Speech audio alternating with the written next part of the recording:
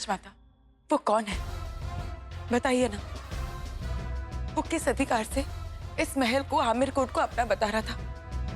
किस अधिकार से उसने राणा जी को चुनौती दी? वो कौन से अधिकार मांग रहा था? राजनीति में अधिकार मांगे नहीं जाते रानी, छीने जाते हैं। आज से बहुत साल पहले जब आमिर कोर्ट की नींव रखी गई थी तो अवधेश के परदादा ने राणा जी के परदादा को चुनौती दी थी। उस चुनौती में अवधेश का वंश आमिर कोर्ट तो हार गया था, लेकिन हिम्मत नहीं हारा। अवधेश से पहले उसके पिता ने आमिर कोर्ट को हासिल करने की कोशिश की और अब बेटा भी वही कर रहा है। इस वंश के योद्धा बहुत चालाक और बहादुर होते हैं। वो युद्ध के किसी भी नियम को नहीं मानते। राणा जी युद्ध करेंगे पर हाथ बांधकर, क्योंकि उनके हाथ राजपूतों की मर्यादा और परंपरा से बंधे होंगे। लेकिन अवधेश न ही नियम और परंपरा को मानेगा। राणा जी राजपूती आन के साथ जीत के लिए लड़ेंगे, लेकिन अवधेश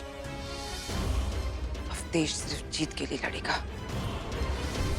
मैं राणा जी को उस आदमी के साथ युद्ध नहीं करने दूंगी। रानी गायत्री,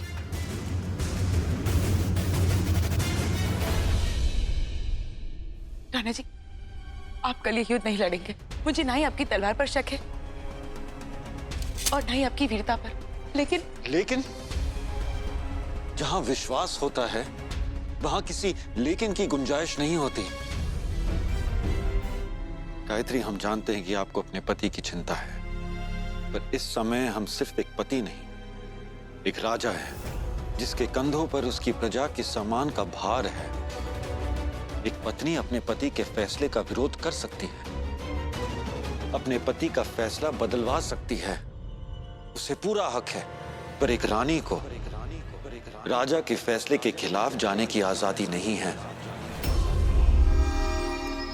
राजमाता, राणा जी कहाँ हैं? राणा जी तीर्थ यात्रा पर गए हैं कुंवर जी। तीर्थ यात्रा पर? क्यों?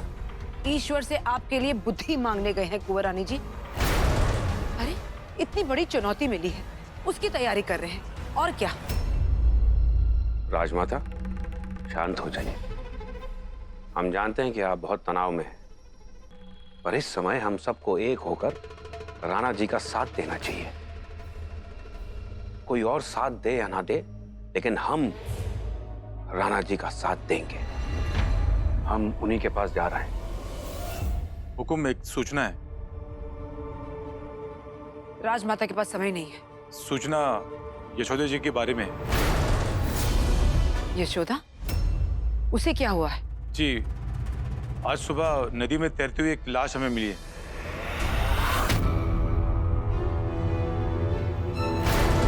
किसकी लाश? यशोदा जी की लाश। यशोदा की लाश? जी। कहाँ है? आप आइए मेरे साथ।